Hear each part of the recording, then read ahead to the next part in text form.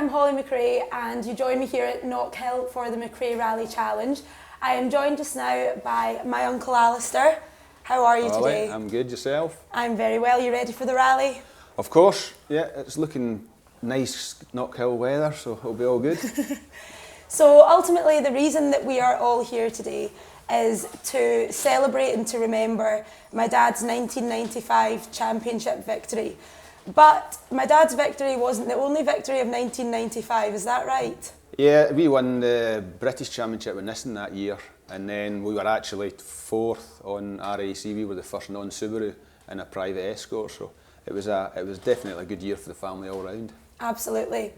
And when you think about competing in that sort of sense up against Dad, do you have many stories for us?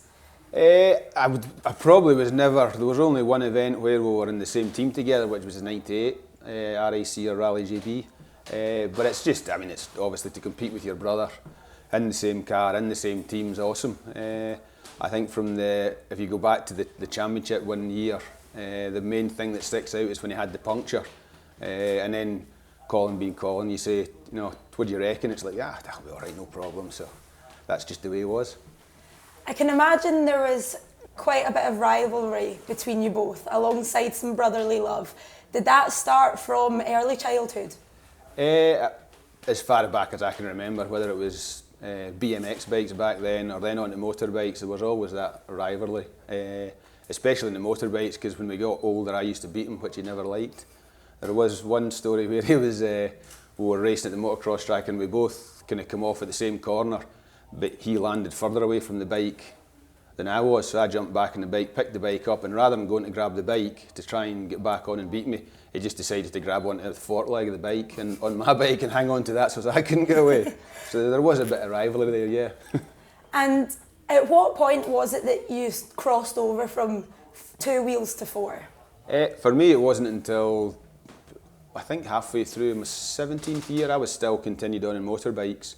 But then my second knee operation decided that maybe I should have a go at this 4-wheel drive thing. So I moved over kind of 17 and a half, and then from then on it was rally cars. But still, same with Colin, we still loved motorbikes and we used them for training, you know, right through our careers. Yeah. You and Dad going into rallying, would you say that was inspired by Gramps doing it before you? Definitely. You kind of grew up round about it. Back then there were obviously no social media, but you saw it in Grandstand on the TV, BBC Grandstand, the week or 2 weeks after the rally. And then any time that there was a chance, you know, if there was a test in Scotland before the Scottish, it was an argument to who could get off school to go to the test. So, you know, from sure we were brought up with it, and it was something that we both wanted to do. Yeah. And at what point was it that you realised maybe the two of you could be faster than your dad? I think as a youngster you believe that you always think you can be quicker. I think Max believes he's quicker than me already, which I wouldn't admit to him, but maybe he is. As David Evans said, I'm getting older and smaller already. So, you believe from a very early age that you've got the ability. But rallying's a sport where it's very diverse and it's all about experience. So from A to B, yeah, you might think you could be quicker, but over a full event it takes a bit of time. Yeah, and you've mentioned Max there.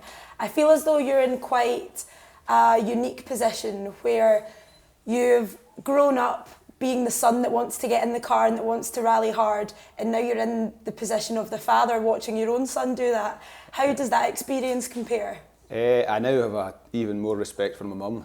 When she watched my dad, Colin, myself, all in rally cars, I don't know how she did it. She's not had an easy run. No, I'm a nervous wreck when Max is out in the car, but it's great to see, and it's good that he wants to do it. You know, it's not that he's been forced into it, he loves it and he can't wait to get in a car, and it's good to see. Absolutely. And both Max and yourselves have had quite a successful few weeks over here in Scotland now. What are your plans going forward? Well, hopefully get a good result here at Knockhill would be the kick-off today or this weekend.